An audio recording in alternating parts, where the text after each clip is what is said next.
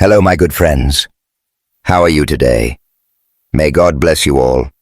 I will not introduce anything. You guys watch the video and feel it. Then let's evaluate together. The air in the Delano Hotel's grand ballroom was thick with the scent of jasmine and expensive cologne, the kind that clung to your skin like a second layer. Neon lights from South Beach's Ocean Drive bled through the floor-to-ceiling windows, casting green and pink flickers across the crowd of Miami's elite, the bass of an R&B track. Something smooth like Alicia Keys at her sultriest thumped low, vibrating through the polished marble floor. Aisha Brooks stood center stage, her sequined dress hugging her curves, the deep bronze of her skin glowing under the spotlight. At 32, she was a vision, her braided hair swept into an elegant updo, her almond eyes sharp with pride. Tonight was supposed to be her night. The night she'd announce her engagement to Julian Carter, the rapper whose name was plastered on every billboard from Little Havana to Wynwood. The crowd of 500 music execs, influencers, and her family watched her, their champagne flutes catching the chandelier's gleam. Aisha's heart pounded, but she kept her smile steady, practiced.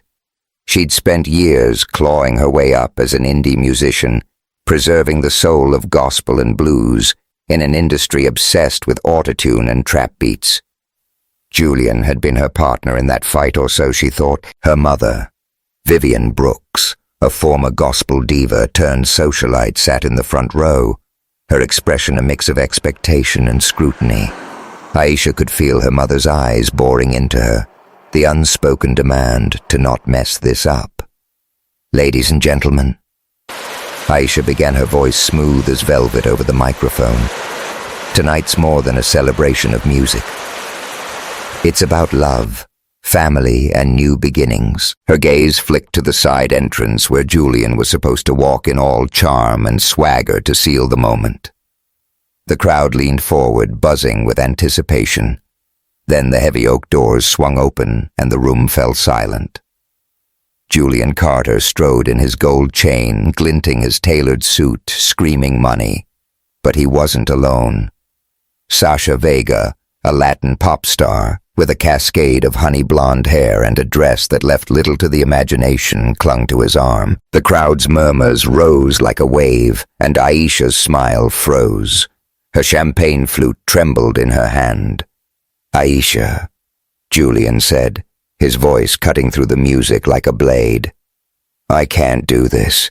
Sasha's my future. You're not enough." His words were cold, rehearsed, delivered with the same cadence he used in his rhymes. Sasha smirked, her red lips curling as she leaned into him, her eyes daring Aisha to react. The champagne flute slipped from Aisha's fingers, shattering on the marble floor with a sound that echoed like a gunshot. Shards glittered under the neon glow, sharp as the pain slicing through her chest. The crowd gasped. Cameras flashed, and Aisha stood there, rooted her breath, caught in her throat. She searched Julian's face for a crack, a hint of regret, but found nothing. Just that smug grin she'd once found charming. "Julian," she whispered, her voice barely audible. "What are you doing?" He shrugged like it was just another Tuesday. "Keeping it real, Aisha. You're small time. Sasha's got the vision I need." Sasha giggled, a sound like nails on a chalkboard, and the crowd's whispers grew louder, a chorus of pity and gossip. Aisha's eyes darted to her mother. Vivian's face was a mask of disappointment, her lips pressed tight. "You've embarrassed us again," she hissed loud enough for the front row to hear. "I told you to be better, Aisha." The room spun. The neon lights blurred, the R&B bass became a dull roar, and Aisha's legs moved before her mind caught up. She pushed through the crowd, ignoring the murmurs. Poor thing. Such a shame. Did she really think he loved her? And burst out into the humid Miami night. Ocean Drive was alive, a kaleidoscope of neon signs, reggaeton beats spilling from clubs like Mango's Tropical Cafe, and the salty tang of the sea in the air. Aisha stumbled along the sidewalk, her heels clicking on the pavement, her dress feeling like a costume she no longer belonged in. The laughter of tourists, the clink of cocktail glasses, the crash of waves against the shore. It all mocked her, a reminder of the life she thought she'd built. Julian's words looped in her head. "You're not enough." Her mother's voice followed. "You've embarrassed us." She didn't know how long she wandered, her braids, loosening mascara, streaking down her cheeks. The neon glow of a small bar caught her eye, its sign flickering. Riptide Lounge. It wasn't the kind of place she'd usually step into, too gritty, too far from the polished clubs of South Beach. But tonight she didn't care. She needed a drink, something to drown the ache in her chest. The wooden door creaked as she pushed it open, the smell of old wood and rum hitting her like a wave. The bar was dim-lit by golden bulbs that cast long shadows across the scratched oak counter. A handful of patrons sat in the corners, their laughter hoarse, their drinks cheap. In the back on a small stage, a man played a guitar, his fingers coaxing a blues melody that wrapped around Aisha like a warm blanket. She slid onto a worn stool at the bar, her dress shimmering out of place in the dive's grunge rum neat. She said, her voice raw from holding back tears. The bartender, a grizzled man with a salt and pepper beard, raised an eyebrow but said nothing, sliding a glass of amber liquid her way. Aisha downed it in one gulp, the burn searing her throat, grounding her in the moment. The guitarist's melody shifted, a slow, soulful riff that seemed to speak to her pain. She glanced at him and their eyes met. He was maybe 35, with tousled dark hair, a 5 o'clock shadow, and a black t-shirt that hugged his lean frame. His jeans were faded, his boots scuffed, but his eyes, deep hazel like the sea at dusk, held her captive. He didn't look away, his fingers still moving over the strings, and Aisha felt a spark, something reckless and alive. She ordered another rum, then another, letting the alcohol blur the edges of her heartbreak. The guitarist finished his set, slinging his guitar over his shoulder, and sauntered to the bar. He leaned on the counter a few stools away, his gaze flicking to her. "You don't strike me as the rum type," he said, his voice low and smooth with a hint of a drawl that didn't quite place him. There was a teasing edge to it, like he was testing her. Aisha let out a dry laugh, the sound scraping her throat.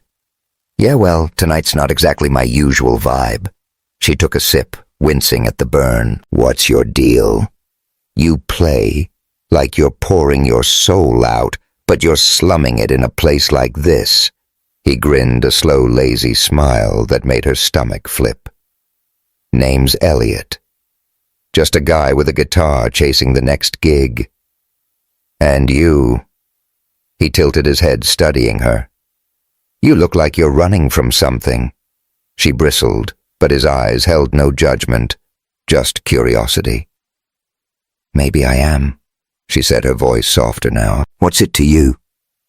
Elliot shrugged, signaling the bartender for a beer. "Nothing, but you've got a fire in you, even if you don't see it right now. I can tell." Aisha snorted, but his words hit deeper than she wanted to admit. They talked, the conversation flowing as easily as the rum. He told her about playing gigs across the South, about the way a good song could heal a broken heart. She found herself opening up the alcohol, loosening her tongue. She told him about Julian, about the shattered glass, about her mother's cold words.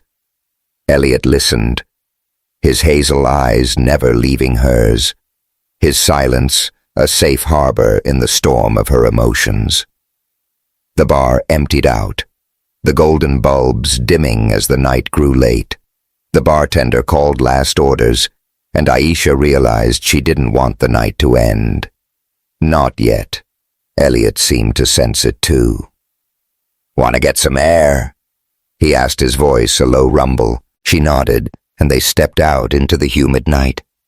The crash of waves louder now, the neon lights of Ocean Drive fading into the distance. They walked to the beach, the sand cool under Aisha's bare feet, her heels dangling from her hand. The moon hung low, its silver light painting the water in shimmering streaks. Elliot stopped turning to her, his guitar slung over his back. "Dance with me," he said, not a question but an invitation. He pulled out his phone, queuing up a slow R&B track, something by D'Angelo, all honey and heat. The music floated into the night, blending with the rhythm of the waves. Aisha hesitated, then stepped into his arms, her body brushing against his. The world fell away, leaving only the music, the moonlight, and the heat of his touch.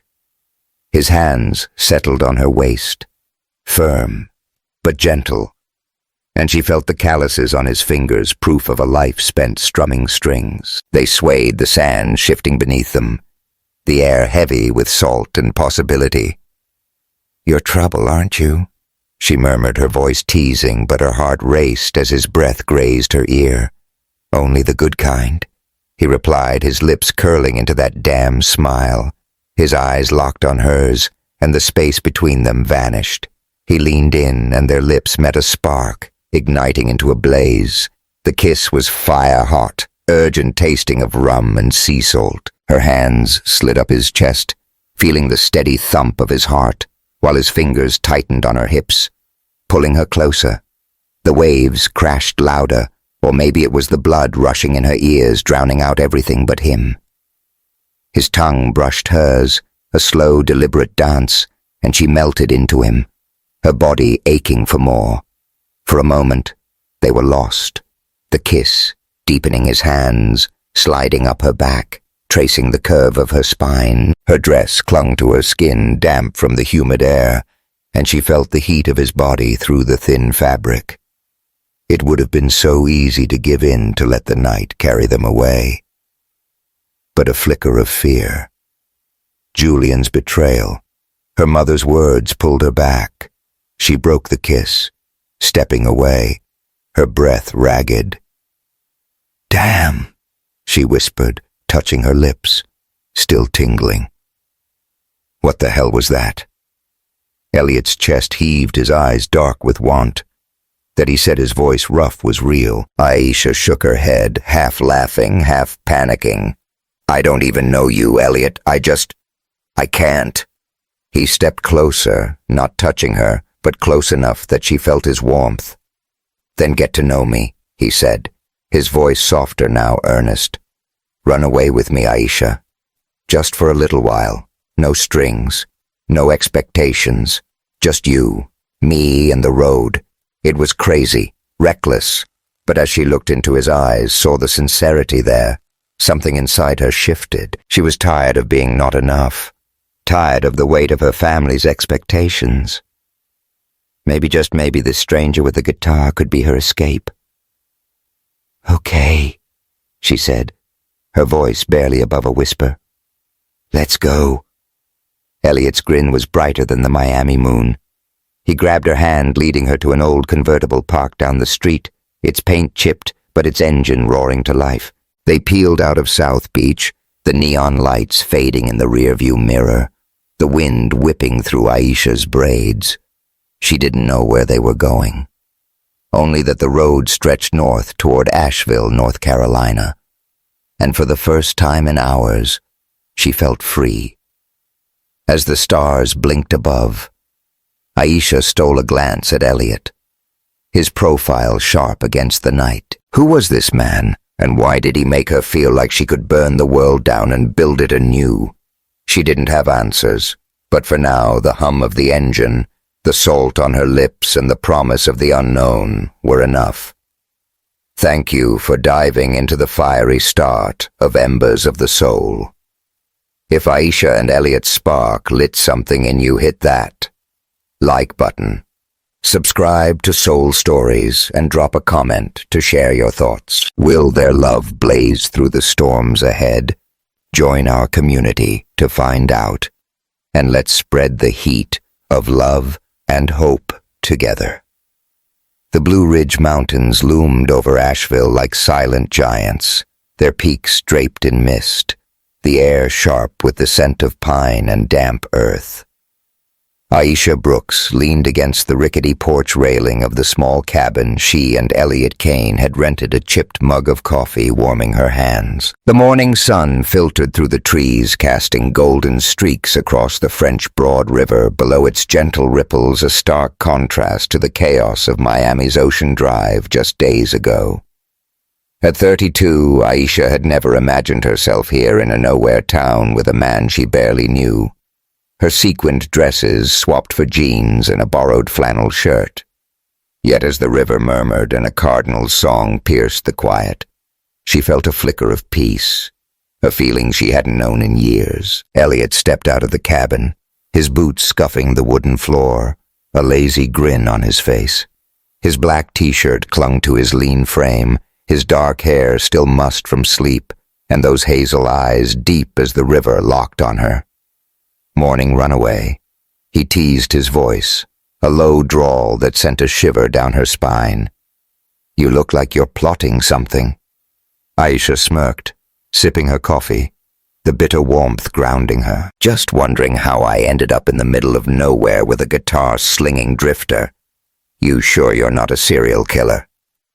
Her tone was playful, but there was an edge to it, a question she hadn't voiced yet.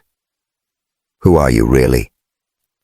Elliot chuckled, leaning against the railing beside her, close enough that she caught the faint scent of cedar and soap on his skin. Nah, too much paperwork. Besides, I'd rather keep you around. He nudged her shoulder, his touch light but electric. You sleep okay? Barely. She admitted, her eyes flicking to the river. The cabin's lumpy mattress hadn't helped, but it was the memory of their kiss on the Miami beach, hot, reckless tasting of rum and salt, that kept her awake. She'd run from Julian Carter's betrayal, from her mother's cold judgment. But Elliot was something else, dangerous in a way she couldn't name. Her phone buzzed on the porch table, shattering the moment. A text from her sister. Nia, Julian's telling everyone you ditched him. Mom's pissed. Where the hell are you? Aisha's stomach twisted. She'd ignored the calls, the voicemails, but the weight of her family's expectations clung to her like damp fog. She set the phone face down, her jaw tight. Trouble? Elliot asked, his gaze sharpening. Nothing. I can't handle, she said, forcing a smile. Just family drama. You got any of that? His grin faltered just for a second before he shrugged. Not much family to speak of. Been on my own a while. He turned to the river, his expression unreadable, and Aisha felt a pang of curiosity. He was easy to talk to, quick with a joke, but there were gaps in his story, shadows he didn't let her see. Come on, he said, breaking the tension. Let's hit the town. Asheville's got some soul if you know where to look. He grabbed his guitar case from the cabin, and Aisha followed her sneakers crunching on the gravel path. The air was crisp, the scent of wood smoke and fresh-baked bread drifting from nearby cafes as they drove into the heart of the city. Asheville buzzed with a bohemian charm, its streets lined with murals, buskers strumming banjos, and shops selling crystals and tie-dye the Grey Eagle. A dive bar tucked off a cobblestone alley was their destination. Its neon sign flickered the smell of bourbon and fried pickles spilling out as they stepped inside. The bar was packed, the crowd a mix of hipsters, bikers, and old-timers, their laughter mingling with the twang of a folk band on stage.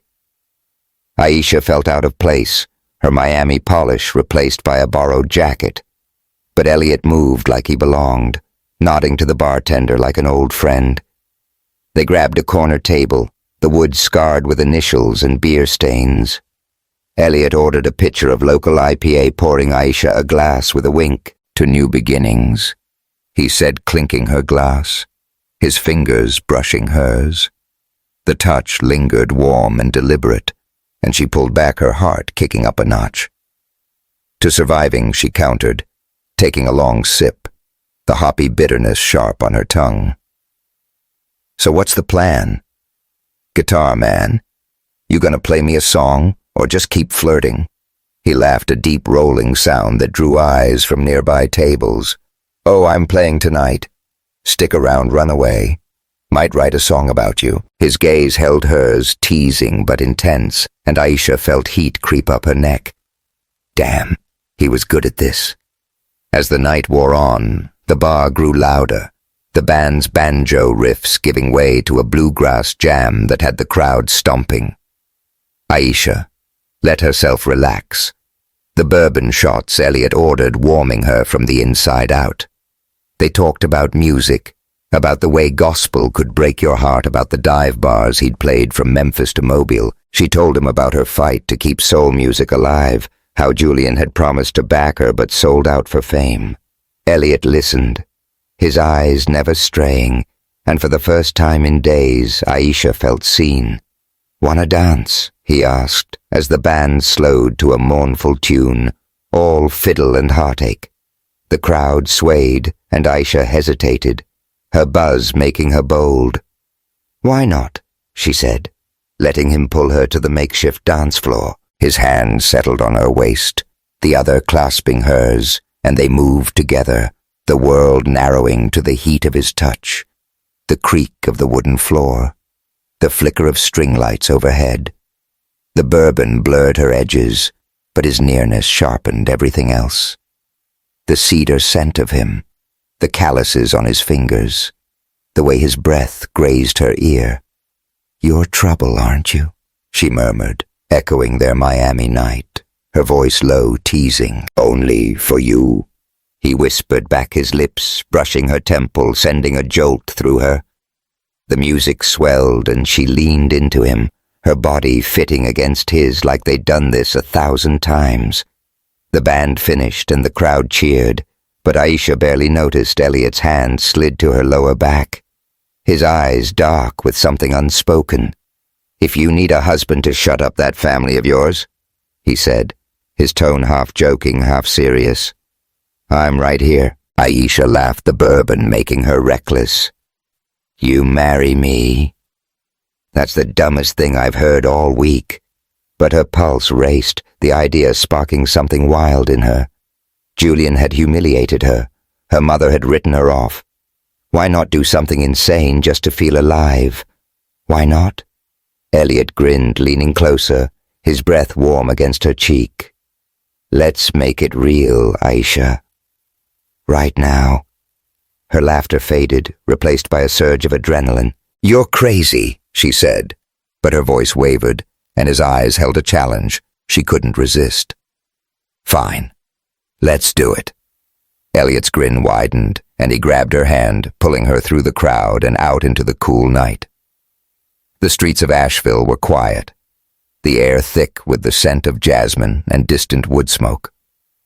They ran half-drunk, half-giddy to a small chapel on the edge of town, its stained-glass windows glowing under the moon. An old woman, Ruby, a gospel singer with a voice like honey, answered their knock, her eyes twinkling as she agreed to witness. Inside the chapel was lit by flickering candles, the air heavy with wax and reverence. Aisha's heart pounded as she stood beside Elliot, her flannel shirt and jeans. A far cry from the wedding dress she'd once imagined, Ruby sang a soft hymn, her voice wrapping around them like a blessing. And a gray-haired preacher read vows with a bemused smile. Aisha barely heard the words, her focus on Elliot, his steady hand in hers, the way his eyes softened, like this wasn't just a drunken whim. "Do you, Aisha? Brooks take this man?" the preacher asked. She swallowed, her voice steady despite the bourbon. "I do, Elliot, I do." Followed low and sure, and he slipped a cheap silver ring borrowed from Ruby onto her finger. The metal was cool foreign, but it felt right, They kissed a soft, searing promise, the candles casting shadows that danced across the pews. The world outside ceased to exist, and for a moment, Aisha believed this could be real. They stumbled out into the night, the moon high, the Blue Ridge Mountains, a dark silhouette. Elliot pulled her under a massive oak tree, its branches heavy with moss, the air alive with crickets and the rustle of leaves. He queued up a song on his phone, D'Angelo's untitled How Does It Feel? All slow burn and soul, and they danced barefoot in the grass, the ground soft beneath them. "You're insane," Aisha whispered, her arms around his neck, her body pressed against his. The music pulsed low and intimate, and his hands slid to her hips, pulling her closer. "Crazy for you," he murmured, his lips brushing her ear, his voice a rumble that vibrated through her. The moonlight bathed them in silver, the air cool, but their bodies warm, and when he kissed her, it was like Miami all over again. Fire hunger, a collision of need and want. His lips moved against hers, slow at first, then deeper tasting of bourbon and promises. Her fingers tangled in his hair, his hands tracing the curve of her spine, the flannel shirt bunching under his touch. The kiss grew urgent, their breaths mingling, the rustle of leaves and the thump of their hearts drowning out the world. They sank to the grass, her back against the soft earth, his body hovering over hers. His lips trailed to her jaw, her neck, each kiss a spark that set her alight. The cool night air brushed her skin as her shirt slipped up, his fingers grazing her waist, calloused and gentle. "Aisha," he breathed, his voice rough, reverent like she was something sacred. The music looped D'Angelo's voice, a velvet backdrop, and she pulled him closer, her nails digging into his shoulders, wanting more, wanting everything, but a flicker of doubt. Julian's betrayal, her mother's words cut through the haze. She froze her breath, hitching and pushed against his chest. "Wait," she gasped, sitting up, her heart racing. We're moving too fast." Elliot pulled back his chest, heaving his eyes, dark but soft. "Okay," he said, his voice steady, despite the tension in his jaw. "Whatever you need, Aisha." He sat beside her, the space between them heavy with unspoken words, and she wanted to close it, to lose herself in him. But fear held her back. They sat in silence, the music fading, the crickets taking over. Aisha's eyes fell to the silver ring on her finger, glinting in the moonlight. "Did we just get married?" she asked, half laughing, half panicked. "Looks like it," Elliot said, his grin returning, though his eyes searched hers. "Regrets already?" She shook her head, but her mind churned. Who was this man she'd just vowed to love? The thought lingered as they walked back to the cabin, his hand brushing hers, the ring a quiet weight on her finger. The next morning, Aisha woke to the smell of bacon and coffee. The cabin's tiny kitchen filled with sunlight. Elliot was at the stove flipping pancakes, humming a tune she didn't recognize. She watched him, her heart a tangle of want and wariness, and noticed his guitar case by the door. A small black USB drive peeked out of the side pocket, its logo a sleek, unfamiliar design catching her eye. "What's that?" she asked, nodding to the drive as she sat at the table, her tone casual but probing. Elliot glanced over his expression, flickering surprise maybe, or caution before he shrugged. "Just some old tracks. Nothing special." He slid a plate of pancakes her way, his smile easy, but the moment felt off, like a note played out of tune. Aisha didn't push, but the USB nagged at her, a tiny crack in the story he'd told, as they ate laughing about the chapel and Ruby's hymn. Her eyes kept drifting to the drive. He wasn't just a drifter, was he? The question settled in her chest, heavy as the ring on her finger. "We got a gig in Memphis," Elliot said, wiping his hands on a dish towel. "Wanna come? Could use a singer with your fire." Aisha nodded, her smile masking the doubt creeping in. "Count me in," she said, but her mind was already racing. She'd go to Memphis, sing with him, feel the music they made together, but she'd also find answers. Because if she was going to burn for Elliot Kane, she needed to know who he really was. The Mississippi River glittered under the Memphis sunset, its surface a canvas of orange and gold, the air heavy with the smoky tang of barbecue from Beale Street. Aisha Brooks leaned out the open window of their rented apartment, a cramped second-floor walk-up above a soul food joint, the smell of fried catfish and cornbread drifting up like a warm hug. The distant wail of a saxophone floated from a street busker, blending with the chatter of tourists and the clink of beer bottles. At 32, Aisha felt like she was living someone else's life, far from Miami's neon glow.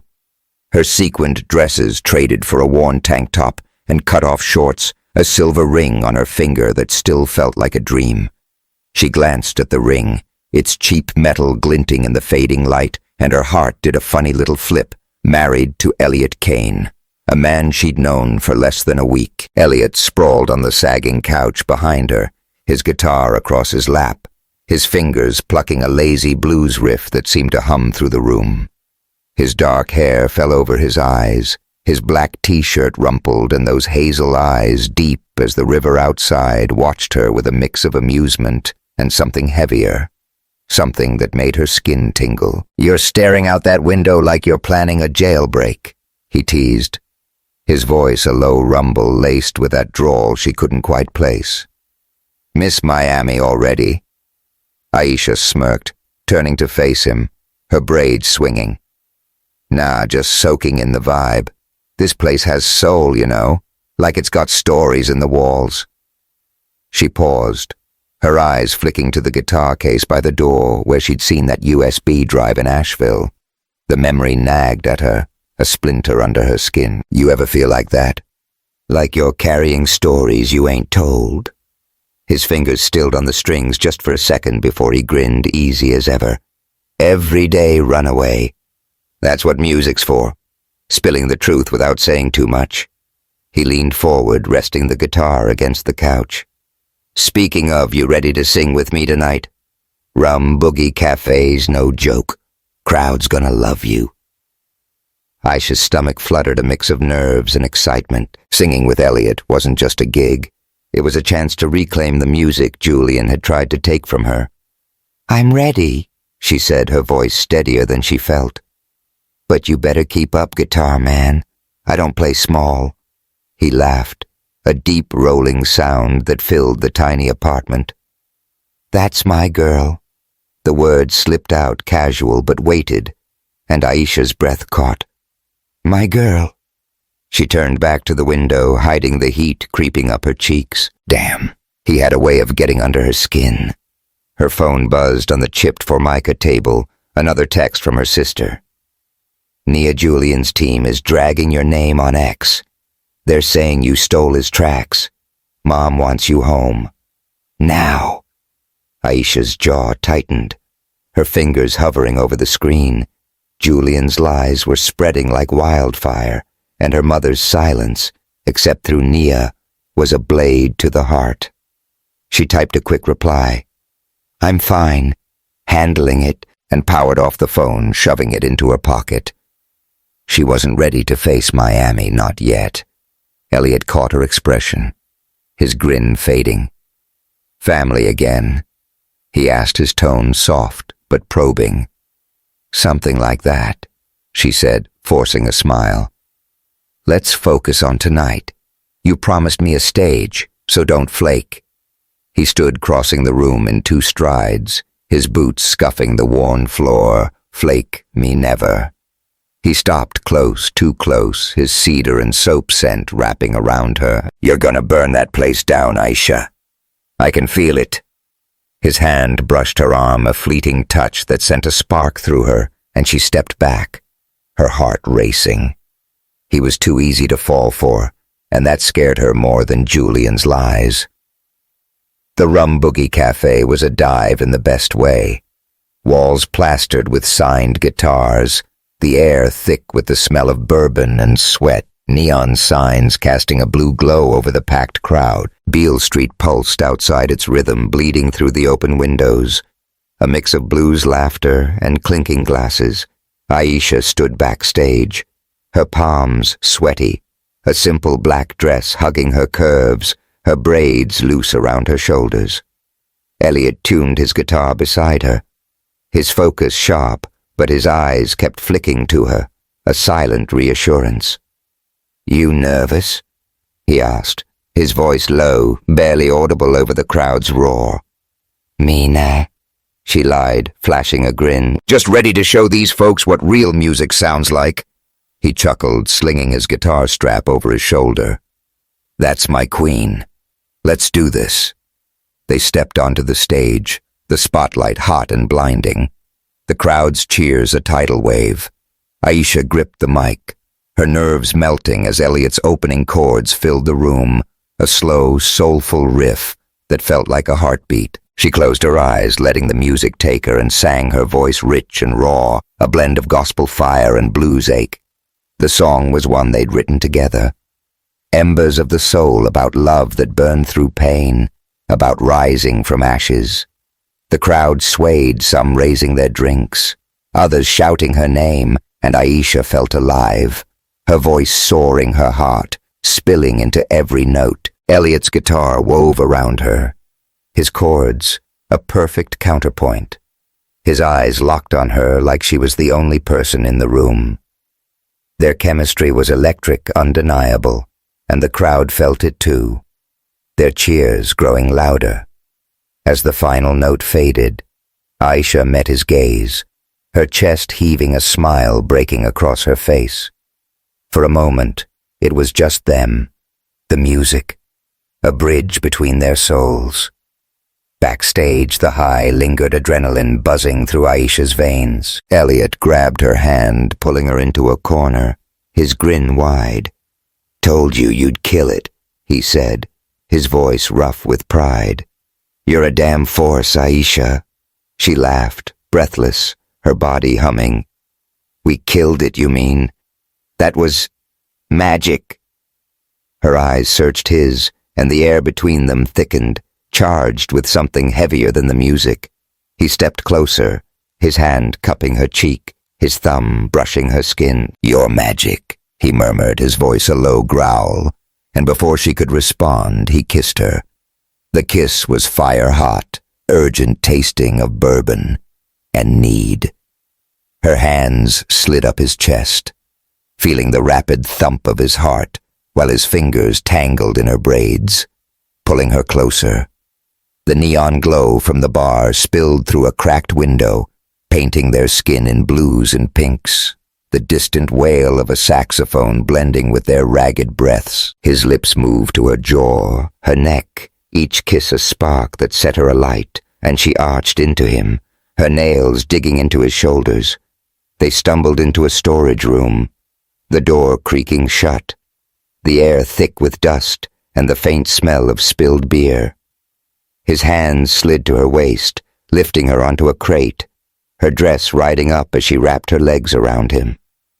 The guitar riff from their song echoed in her mind, its rhythm matching the pulse in her veins. "Elliot," she breathed, her voice a mix of want and warning, and he paused, his forehead against hers, his breath hot on her lips. "Tell me to stop," he whispered, his voice rough, his hands still on her hips, firm but trembling with restraint. She didn't want him to stop. She wanted to lose herself in him, to forget the pain, the doubt. But as his lips brushed hers again, her eyes caught a glint on his shoulder. A faint scar, jagged and old, peeking from under his t-shirt. It snapped her back, a reminder of the questions she hadn't asked. "What's this?" she asked, her fingers tracing the scar, her voice soft but sharp. Elliot tensed, pulling back slightly, his eyes darkening. "Old wound," he said, his tone clipped like a door slamming shut. "Nothing worth talking about." Aisha's heart sank, the heat of the moment cooling. "Nothing worth talking about," she repeated, sliding off the crate, adjusting her dress. "We're married, Elliot. I deserve to know who you are." He ran a hand through his hair, his jaw tight. "You know me, Aisha. The guy who's crazy about you, who'd play 1,000 gigs just to see you smile. The rest, it's just noise." "Noise?" She crossed her arms, her voice rising. That USB in your guitar case, the one you brushed off in Asheville, that's noise too. Or is it part of the story you're not telling? His silence was answer enough. Heavy and thick, broken only by the muffled cheers from the bar. Aisha's chest ached, the high of their performance crashing around her. She wanted to believe him, to trust the man who'd made her feel alive again. But the scar, the USB, the gaps in his story, they were cracks she couldn't ignore. "I need air," she said, pushing past him, her sneakers scuffing the floor as she slipped out of the storage room and back into the bar's chaos. The crowd's energy swallowed her, but the weight of doubt clung tight. Later that night, back at the apartment, Aisha waited until Elliot was asleep, his soft snores filling the tiny bedroom. She crept to his guitar case, her heart pounding, and pulled out the USB drive. Her laptop hummed to life, the screen casting a cold glow across the room. The drive was password protected, but one folder was accessible, labeled Project Resonance. Inside were schematics, complex designs for audio tech far beyond what a drifter would have, and a name, Nathaniel Kane. Her breath caught Nathaniel Kane, not Elliot. The man she'd married wasn't who he said he was. She closed the laptop, her hands shaking the silver ring on her finger, suddenly heavy. She glanced at Elliot, his face soft in sleep, and felt a pang of longing mixed with betrayal. Who was he, and what was he hiding? The next morning, over coffee and biscuits from the soul food joint downstairs, Aisha confronted him, her voice calm but firm. "Who's Nathaniel Kane?" she asked, watching his face. Elliot froze his mug halfway to his lips, his eyes flickering with something, fear maybe, or resignation. "Where'd you hear that name?" he asked, his tone careful, like he was stepping around a landmine. "Your USB," she said, holding his gaze. I looked. "Don't lie to me, Elliot. I deserve the truth." He set the mug down, his jaw tight, and for a moment she thought he'd shut her out again. But then he sighed, his shoulders slumping. "Nathaniel Kane was someone I used to be," he said, his voice low, almost broken. "A guy who built something big, then lost it all." I walked away. Aisha. Started over. That's all you need to know for now. All I need to know. She snapped, her voice rising. "I married you, Elliot, or Nathaniel, or whoever you are. You don't get to decide what I need." He reached for her hand, but she pulled back her heart, a tangle of hurt and want. "I'm not lying to you," he said, his eyes pleading. "I'm protecting you. There's stuff in my past, people, mistakes that could hurt you. I just need time." Aisha stood her chair, scraping the floor, her chest tight. "Time's not enough if you're not real with me," she said, her voice shaking. "Figure out what you want, Elliot, because I'm not playing games." She grabbed her jacket, needing space, needing answers. As she stepped into the Memphis morning, the saxophone's wail following her down Beale Street, she felt the ring on her finger, a reminder of the vow they'd made. She wasn't giving up on Elliot, not yet, but she wouldn't let him hide forever. "We got a gig in Marfa, Texas," Elliot called after her, his voice steady but strained. "Come with me, Aisha. Let me show you who I am." She paused her back to him, the Mississippi's glitter in her peripheral vision. "You better start showing," she said, not turning around, "because I'm done with secrets." The Texas sky stretched endless above Marfa, a canvas of indigo pierced by stars so bright they seemed to hum. Aisha. Brooke stood outside the adobe-style motel, the desert air cool against her skin, carrying the faint scent of creosote and dust. The neon sign of the El Cosmico flickered nearby, casting a pink glow over the scattered Airstream trailers and teepees, a quirky oasis in this nowhere town. At 32, Aisha felt unmoored, her world tilted off its axis. The silver ring on her finger, cheap, borrowed, but heavy with meaning, glinted in the starlight, a reminder of the vow she'd made to Elliot Kane in Asheville. A vow that now felt like a gamble gone wrong. Inside the motel room, Elliot tuned his guitar, the soft twang of strings drifting through the open window.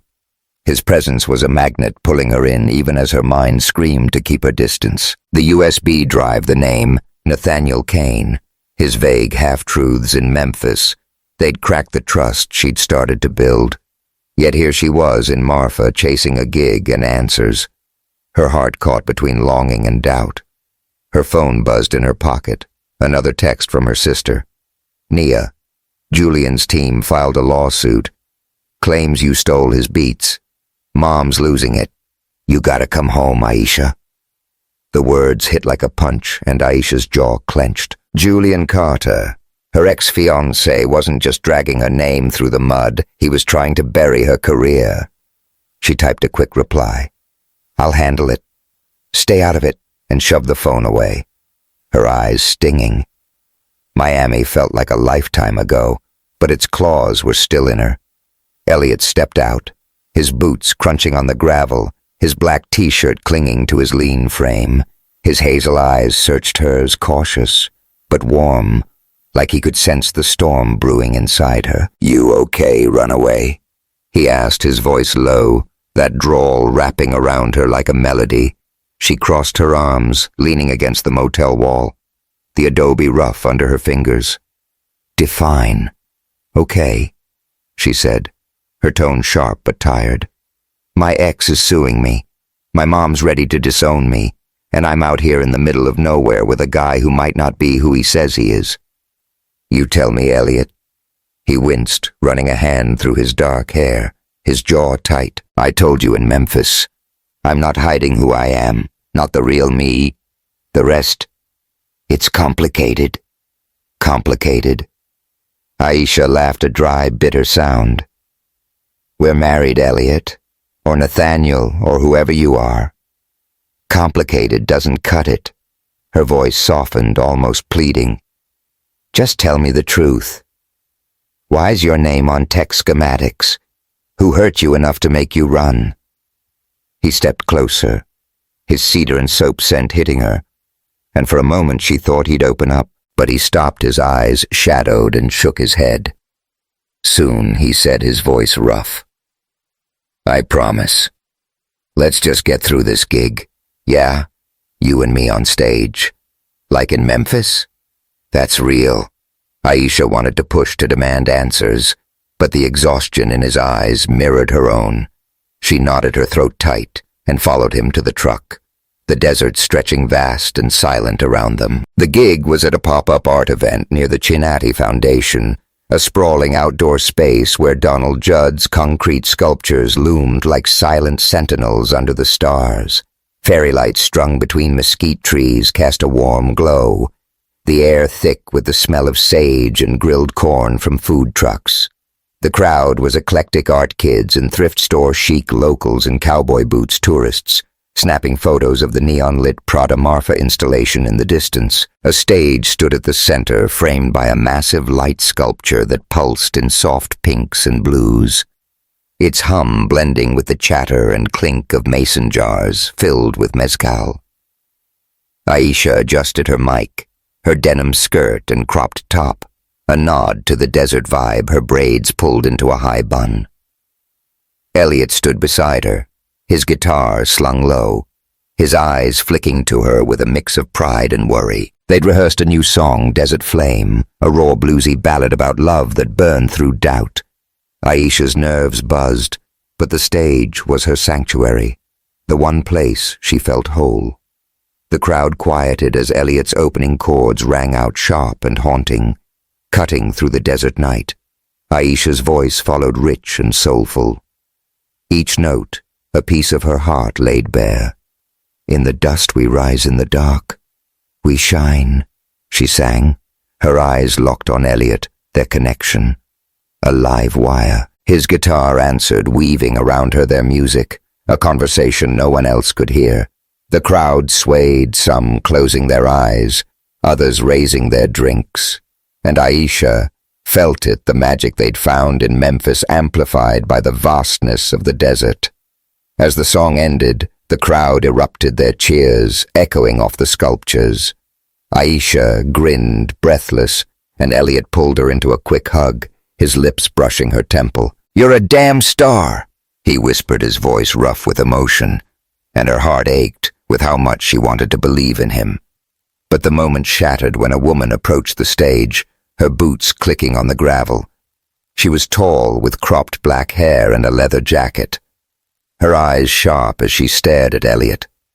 "Nathaniel Kane," she said, her voice loud enough to draw heads.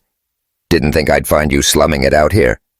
Aisha froze, her pulse spiking. Elliot's face paled, his grip on his guitar tightening. "Talia," he said, his voice low, a warning. "Not here." Talia smirked, crossing her arms. "Oh, I think here's perfect. Your wife deserves to know who she married, don't you think?" She turned to Aisha, her gaze piercing. "Ask him about resonance tech. Ask him about Elise, his fiancée. Ask him why he ran after his company tanked." The crowd murmured, phones coming out, and Aisha's world tilted. "Fiancée company." She looked at Elliot, searching for a denial, but his silence was a blade. "Aisha," he started, his voice breaking, but she stepped back, her hands shaking. "Is it true?" she asked, her voice barely above a whisper, the fairy lights blurring through the tears she refused to let fall. "Were you engaged? Did you own a company?" Elliot's jaw worked, his eyes pleading. "It's not what you think," he said, stepping closer, but she held up a hand, stopping him. "I was going to tell you, I swear," when she snapped, her voice rising raw with hurt. "After I gave you everything, after I trusted you." The crowd's whispers grew louder, a buzzing swarm, and Aisha felt exposed, like Miami all over again, humiliated, betrayed. Talia watched, her expression softening slightly, like she hadn't meant to break them. "I'm sorry," she said to Aisha, her voice quieter now. "I worked with him. I thought you should know." She walked away, disappearing into the crowd, leaving Aisha and Elliot in the wreckage. "Let's go," Aisha said, her voice flat, grabbing her bag and pushing through the crowd, the desert air suddenly suffocating. Elliot followed, his boots heavy on the gravel, but she didn't look back. Back at the motel, the room felt too small, the adobe walls closing in. Aisha stood by the window, the starlight cold, the hum of the neon sign a dull drone. Elliot sat on the bed, his guitar case at his feet, his head in his hands. The silence was a chasm wide and jagged. "Tell me, Aisha," said her voice low, trembling. "All of it. Now." Elliot looked up, his eyes haunted. "I was." "Nathaniel Kane," he said, his voice rough, like the words were being ripped out. "I built Resonance Tech, a company that made audio gear, revolutionary stuff, the kind that changed live music. My best friend Malcolm betrayed me, sold our patents to a competitor, tanked the company. I lost everything. My work, my fiancée Elise, who left when the money dried up. I ran. Aisha. Changed my name, started over. I didn't want that life to touch you." Aisha's chest ached, her anger warring with pity. "You had a fiancé," she said, the word bitter on her tongue. "And you didn't tell me. You let me marry you, Elliot, knowing you were carrying all this. I didn't lie about us," he said, standing, his voice urgent. "What I feel for you, it's real. More real than anything in my old life I was going to tell you. I swear, but I was scared you'd leave." "Scared I'd leave?" She laughed, a broken sound. "You're making it pretty easy right now." She paced, her sneakers scuffing the floor, the ring on her finger burning. "I trusted you, Elliot. I gave you my heart, and you gave me half-truths." He crossed the room, stopping short when she flinched. "Aisha," he said, his voice cracking. "I love you." "That's not a half-truth. That's everything." The words hit her like a wave, stealing her breath. She wanted to believe him, to fall into his arms and forget the pain. But the scars of Julian's betrayal, her mother's judgment, and now Elliot's secrets, they were too heavy. She needed to know who she was without them. The motel's fireplace crackled its flames, casting shadows that danced across the walls. Aisha turned to him, her eyes burning. "Prove it," she said, her voice low, a challenge. "Prove you love me." Elliot's breath hitched, and he closed the distance, his hands cupping her face, his thumbs brushing her cheeks. He kissed her, a desperate, searing collision, tasting of salt and regret. The fire's glow painted their skin in gold, the crackle of wood blending with their ragged breaths. Her hands gripped his shirt, pulling him closer, her body betraying her heart's caution. His lips moved to her jaw, her neck, each kiss a plea, and she arched into him, the heat of his touch, a storm against the desert's chill. The wind howled outside, rattling the windows, its wail matching the chaos inside her. They sank to the rug, the adobe floor hard beneath them, his hands sliding under her shirt, calloused fingers tracing her skin. "Aisha," he murmured, his voice rough, reverent, like she was his salvation. Her nails dug into his shoulders, the fire's warmth mingling with the fire in her veins, and for a moment she let herself drown in him, in the promise of them. But the truth, his secrets, her hurt, clawed its way back. She pushed him away, her breath ragged, her eyes wet. "I can't," she gasped, standing, her hands shaking. "I can't love you if you're not all in." "Elliot, I deserve more than this." He stayed on the floor, his chest heaving, his eyes shattered. "I'm trying," he said, his voice barely a whisper. "I'm trying to be enough for you." Aisha grabbed her bag, her heart breaking with every step. "Then figure it out," she said, her voice trembling. "Because I'm done waiting." She walked out into the desert night, the stars cold above the neon sign's hum fading behind her. A bus stop loomed ahead, its schedule promising a ride to San Francisco. She didn't know what she'd find there, but she knew she couldn't stay, not until Elliot was ready to give her the truth, and not until she could trust her own heart again. As the bus pulled away, Marfa's lights shrinking in the distance, Aisha touched the ring on her finger, its weight a question she wasn't ready to answer. She was running again, but this time it wasn't from betrayal. It was toward herself. The Mission District in San Francisco thrummed with life, its murals bursting with color, vibrant jaguars, neon cacti, and bold portraits of Frida Kahlo sprawling across brick walls. The air carried the scent of sizzling carnitas from taquerias, roasted coffee from corner shops, and the faint tang of ocean salt drifting from the bay. Aisha Brooks sat at a wobbly table outside Phil's Coffee, her notebook open, her pen, scratching lyrics that felt like fragments of her soul. Fog clung to the city, softening the edges of the Victorian rooftops. The distant clang of a streetcar weaving through the chatter of locals and the strum of a busker's guitar. At 32, Aisha was piecing herself back together after leaving Elliot Kane in Marfa. Her heart a tangle of love and doubt, the silver ring on her finger. His ring caught the morning light, a weight she couldn't bring herself to remove. 3 weeks had passed since she'd walked away from the desert, from Elliot's half-truths and her own fear. San Francisco was her sanctuary, a place to breathe, to write, to rediscover the woman she'd been before Julian Carter's betrayal and Elliot's secrets. She'd rented a cramped studio in North Beach, its walls lined with faded band posters, and taken freelance gigs, producing tracks for local indie artists. But her real work was the music she wrote alone, raw, soulful, steeped in gospel and blues, a reclaiming of her fire. Her latest lyrics, scrawled in her notebook, spoke of resilience in the fog. "I find me in the dark. I glow." Her phone buzzed a text from her sister. "Nia, Julian's team is escalating the lawsuit. They're saying you leaked his tracks. He's coming to SF for the Fillmore Fest. Be careful." Aisha's jaw tightened, The words a reminder of the fight she couldn't escape. Julian wasn't just her ex. He was a shadow determined to dim her light. She typed a quick reply. "I'm good.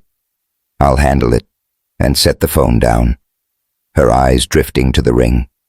She missed Elliot, his guitar riffs, his hazel eyes, the way he made her feel like she could conquer anything. But trust. Once broken was a steep climb.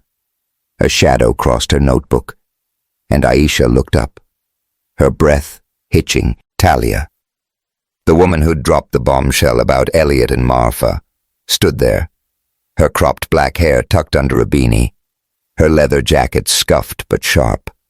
Her eyes were softer now, less accusing, more hesitant. "Can I sit?" Talia asked, her voice low, almost contrite. Aisha's grip tightened on her pen, but she nodded, closing her notebook. "What's this about, Talia? You here to stir up more trouble?" Talia sat, her boots scuffing the pavement, her hands fidgeting with a lighter. "I owe you an apology," she said, meeting Aisha's gaze. "Marfa was a mess. I was pissed at Nathaniel Elliot. Whatever, I shouldn't have aired his business like that. You didn't deserve to get caught in the crossfire." Aisha's anger softened, Talia's sincerity cutting through her defenses. "So why are you here now?" she asked, her voice steady but curious. Talia leaned back, her lighter clicking. "I heard you were in town. Figured I'd set the record straight. Elliot's not a bad guy. Aisha, he got screwed over hard. Resonance Tech was his dream audio gear that made live music feel like you were inside it. His partner Malcolm sold their patents to a rival, tanked the company. Elliot took the blame, lost everything. His fiancée Elise bailed when the cash ran dry. He didn't run because he was shady. He ran because he was shattered."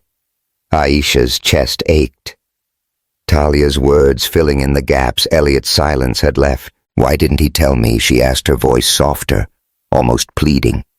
"I married him, Talia. I gave him my heart." Talia nodded, her eyes distant. "He was scared you'd see him as a failure. You're this powerhouse, Aisha, and he felt like a ghost next to you, but you're the first thing that's made him feel alive again." She pulled a USB drive from her pocket, its sleek design matching the one Aisha had seen in Asheville. "This is his old work schematics notes. I kept a copy when I left Resonance. Thought you should see who he was before he became Elliot." Aisha took the drive, its weight heavy in her hand, her heart a storm of hope and fear. "Thanks," she said, her voice thick. "But I don't know if I can go back. Not after everything." Talia stood, her lighter snapping shut. "That's on you," she said, her tone gentle. "But love's messy, Aisha. Sometimes it's worth the fight, She walked away, her boots fading into the mission's hum, leaving Aisha with the USB and a decision she wasn't ready to face.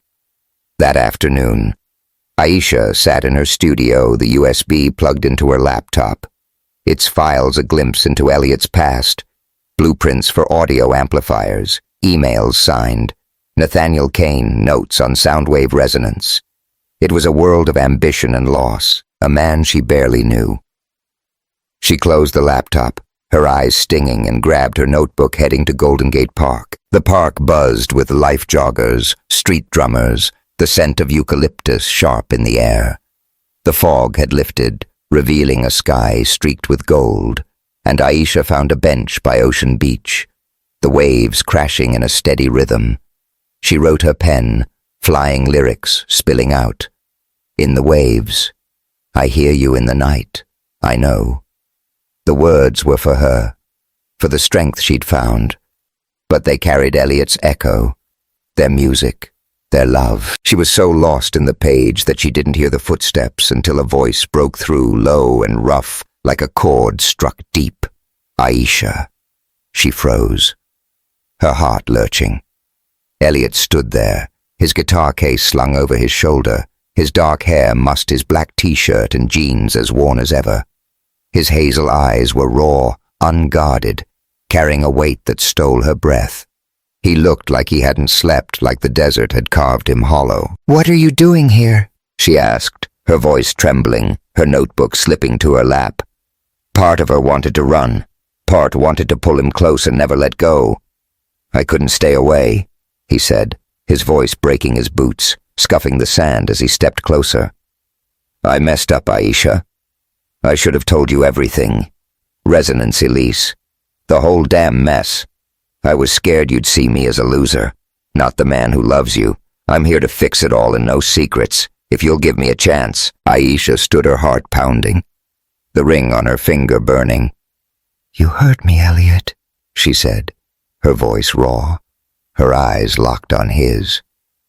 "You made me feel like I wasn't enough, just like Julian did. Why should I trust you now?" He swallowed his jaw tight, but his gaze never wavered. "Because I'm not Julian," he said, his voice fierce. "I'm the guy who'd burn the world down for you. I ran from my past, but I'm done running. Let me prove it." The waves crashed their rhythm, matching her pulse, and Aisha felt the walls she'd built start to crack. "Prove it," then she said, her voice a challenge, soft but steady. "Tell me everything. No holding back." Elliot set his guitar case down, his hands clenched like he was bracing for a fight. "Resonance. Tech was my life," he said, his voice steady, each word deliberate. "Me and Malcolm built it from the ground-up audio gear that made every concert feel like magic. We were going to change the game, but Malcolm betrayed me. Sold our patents to a competitor for a quick buck. The lawsuits came, the money vanished, and Elise. She didn't love me. She loved the lifestyle. When it crashed, she was gone. I changed my name, hit the road because I didn't know who I was without it. Then I met you, Aisha, and you gave me a reason to try again."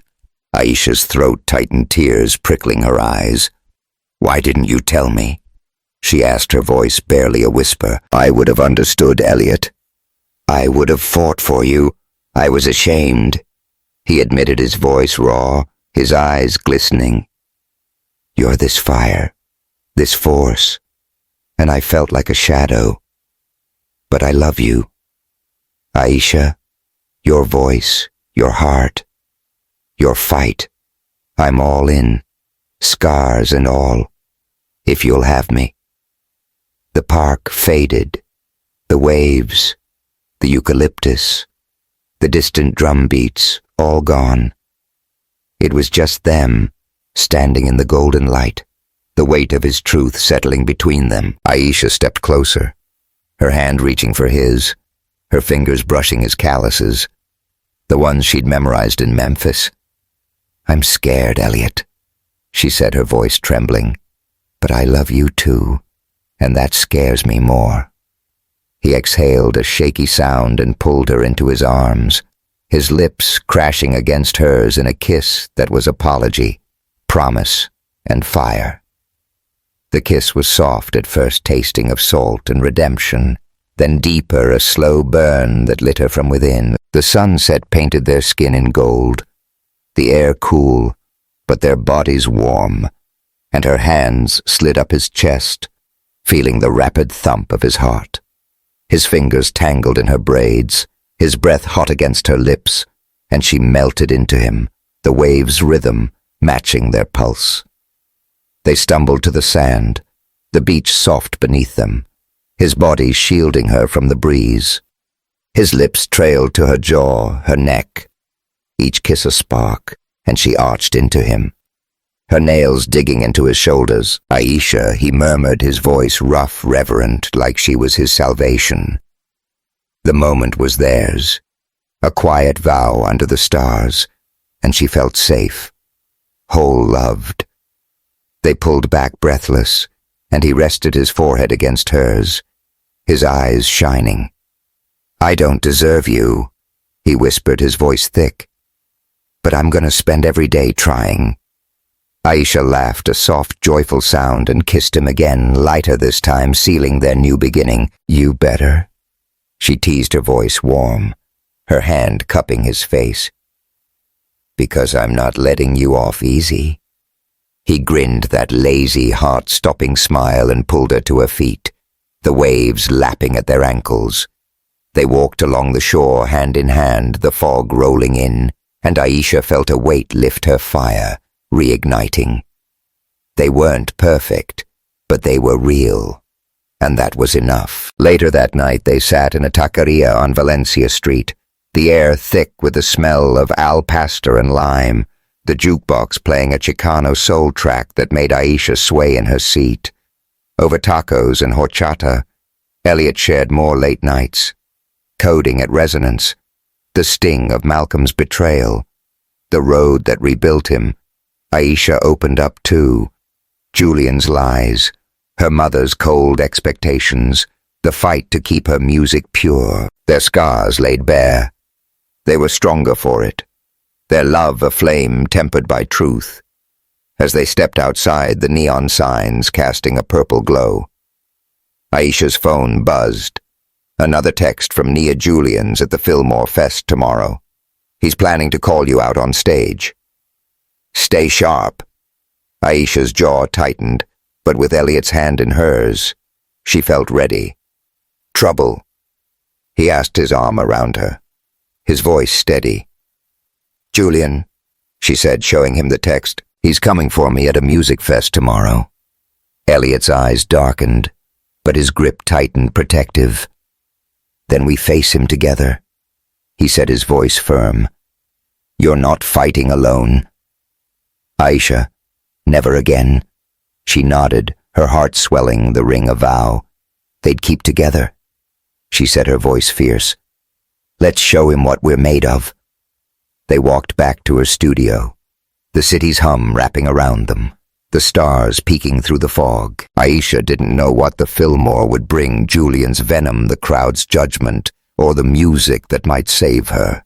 But with Elliot by her side, his hand in hers, she felt ready to shine brighter than ever. Miami's windward walls glowed under the night sky. A riot of murals, vibrant blues, fiery reds, neon pink sprawling across warehouse facades lit by string lights, and the flash of phone cameras. The air buzzed with the scent of spray paint, grilled arepas from food trucks, and the salty tang of the nearby ocean. Aisha Brooks stood backstage at the Wynwood Music Fest, her heart pounding her black leather jumpsuit, hugging her curves, her braids cascading down her back. At 32, she was no longer the woman who'd shattered a champagne flute at the Delano Hotel, broken by Julian Carter's betrayal. She was fire-forged in the crucible of pain, love and music ready to claim her stage. The silver ring on her finger, Elliot's ring glinted under the stage lights, a vow she now wore with pride. Elliot Kane stood beside her, his guitar slung low, his dark hair falling into his hazel eyes, his black t-shirt and jeans as worn as ever. His hand brushed hers, a quiet anchor, his gaze steady with a love that had weathered secrets and scars. They'd come full circle back to Miami, where their story began under neon lights and crashing waves. Tonight wasn't just a gig, it was a reckoning. Julian was out there ready to drag her name through the mud, but Aisha was done running. "You ready?" Queen Elliot asked, his voice a low rumble, that drawl wrapping around her like a melody. Aisha grinned, her nerves sparking with adrenaline. "Born ready," she said, her voice fierce. "Let's burn this place down." He chuckled, leaning in to kiss her forehead, his lips warm against her skin. "That's my girl," he murmured, and her heart swelled, the memory of their reunion in San Francisco. His truth, their kiss under the stars, fueling her fire. The stage manager waved them on, and the crowd's roar hit like a tidal wave, thousands strong, their energy a living thing. Wynwood was alive, its pulse synced to the bass thumping from the speakers, the murals glowing like a cathedral of art. Aisha gripped the mic. Elliot's opening chords ringing out a soulful R&B riff, that felt like a heartbeat. Their song, Embers of the Soul, was their anthem, a testament to love that rose from ashes, and Aisha poured herself into it, her voice rich and raw, gospel fire meeting blues, ache. From ashes we rise, from shadows we shine. She sang, her eyes locking with Elliot's. Their connection, electric, undeniable. The crowd swayed, some raising their phones, others shouting her name, and Aisha felt it, the power of her truth, her music, her love. Elliot's guitar wove around her, his chords a perfect counterpoint, his gaze never leaving her. They were a unit, a flame that burned brighter together, and the crowd felt it too, their cheers shaking the stage. But as the song ended, a figure pushed through the crowd, his gold chain glinting under the lights. Julian Carter, his tailored suit screaming money, his smirk as sharp as ever. Sasha Vega trailed behind, her red dress clinging to her frame, her expression unreadable. The crowd parted, sensing drama, and Aisha's stomach twisted, but she held her ground, her mic steady. "Well, well," Julian said, his voice booming through a stolen mic, his eyes fixed on Aisha. "Look who's playing star. Too bad your whole act's built on lies." He turned to the crowd, his grin wide. "This woman stole my tracks, ran off when I called her out, and now she's shacked up with a fraud, Nathaniel Kane, right?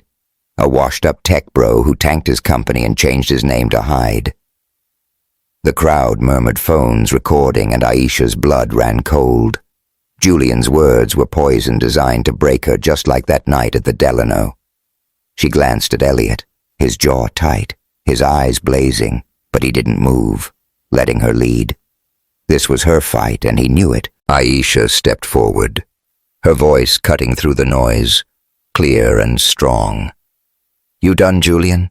she said, her tone icy, her gaze locked on his. "Because I'm not here for your lies. I'm here for the truth." She turned to the crowd, her heart pounding but her voice steady. "I'm Aisha Brooks, and I don't steal. I create. I sing from my soul, not from someone else's playbook. And this man," she gestured to Elliot, her eyes softening, "he's not a fraud. He's the realest thing I've got. We built this music together, and no lawsuit, no gossip, no betrayal can take that away." The crowd roared, some cheering, others shouting her name, and Aisha felt a surge of power, her fire blazing. Julian's smirk faltered, his eyes darting to Sasha, who looked away, her lips pressed tight. Aisha seized the moment, raising her mic. "This is for anyone who's been told they're not enough," she said, her voice ringing. "This is Embers of the Soul." Elliot's chords kicked in harder this time, a defiant edge to the riff, and Aisha sang, her voice soaring every note, a weapon, a prayer, a promise. The crowd erupted their energy, a wave that lifted her, and Elliot joined her, his harmony blending with hers, their voices a perfect union. Julian stood frozen, his mic limp in his hand, and Sasha slipped into the crowd, her head bowed. The stage was Aisha's, and she owned it, her music a testament to her strength, her love, her truth. As the final note faded, the crowd's cheers shook the murals, and Elliot pulled Aisha into his arms, his lips crashing against hers in a kiss that was victory and vow. The lights flashed, the crowd screamed, and Aisha laughed against his mouth, her heart full to bursting. "Damn, Queen." Elliot murmured, his voice rough with pride, his arms tight around her. "You just slayed." She grinned, breathless, her hands on his chest. "We slayed." She corrected and kissed him again, the world fading to just them, just this. Later that night, they escaped the festival's chaos, driving to Coconut Grove, where the ocean whispered and the palm trees swayed under a coral-streaked sky. They parked near the shore, the sand cool under their bare feet, the waves lapping gently their rhythm, a soft counterpoint to the city's hum. Aisha wore one of Elliot's flannel shirts over her jumpsuit, her braids loose, her heart lighter than it had been in months. Elliot carried a blanket, his guitar case left in the truck, his hazel eyes glowing in the moonlight. They spread the blanket on the beach, the stars a glittering canopy above the air, thick with salt and possibility.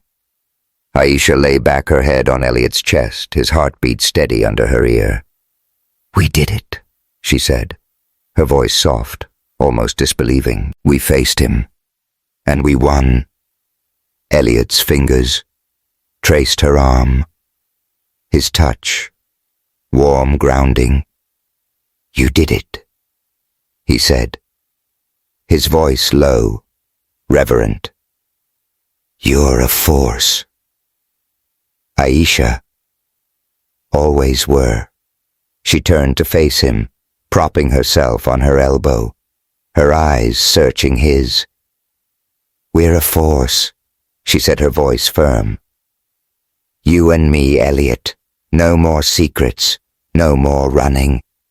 We're in this all the way."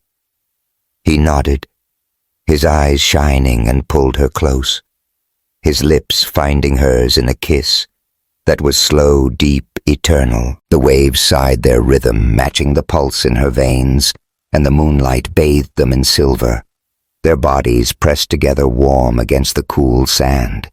His hands slid under the flannel, tracing her spine, each touch a spark that set her alight. Her fingers tangled in his hair, her breath hot against his lips, and the kiss deepened, a dance of love and trust, a promise sealed in the quiet of the night. They pulled back breathless, and Aisha laughed, the sound free, unguarded. "Your trouble, Kane," she teased, her voice thick with emotion, her hand on his chest. "Only for you, Brooks," he murmured, his grin lazy, heart-stopping. He pulled her down, rolling them so she lay beneath him, the blanket soft under her back. The waves crashed louder, or maybe it was her heart, and his lips brushed her neck, her jaw, each kiss a vow.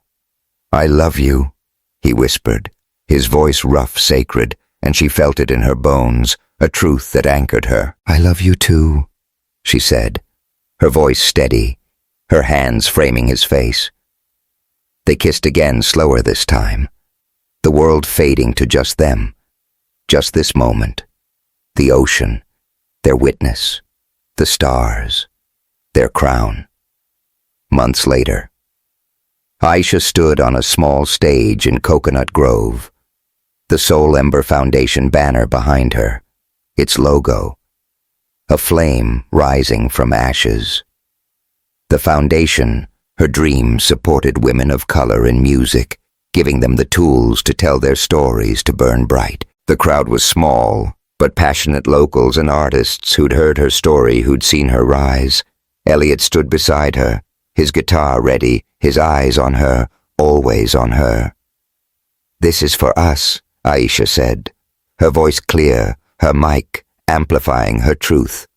"For every woman who's been told she's not enough, for every soul that's found love in the ashes. This is Embers of the Soul." They played their music, a testament to their journey, their love, their fire. The crowd swayed, some singing along, and Aisha felt whole, her heart full, her scars a map of her strength. That night they sat on their porch in Coconut Grove, a modest house with a view of the bay, their daughter Ember asleep inside her tiny braids peeking from her blanket. The ocean whispered the stars bright above, and Aisha leaned against Elliot, his arm around her, his guitar resting nearby. "We made it," she said, her voice soft, her eyes on the horizon. "We're just getting started," he replied, his voice warm, his lips brushing her temple. Aisha smiled, the ring on her finger, a quiet vow. Their love, a flame that would never fade. They'd risen from ashes, shone through shadows, and built a life that was theirs, fierce and true, And as the waves sang their lullaby, Aisha knew, no matter what came next, they'd burn together forever. Thank you for joining us on this blazing journey with embers of the soul. If Aisha and Elliot's love lit a spark in you, hit that like button, subscribe to Soul Stories, and drop a comment to share your favorite moment. Let's keep the fire alive, spreading love and hope with every story. Thank you for being part of our community.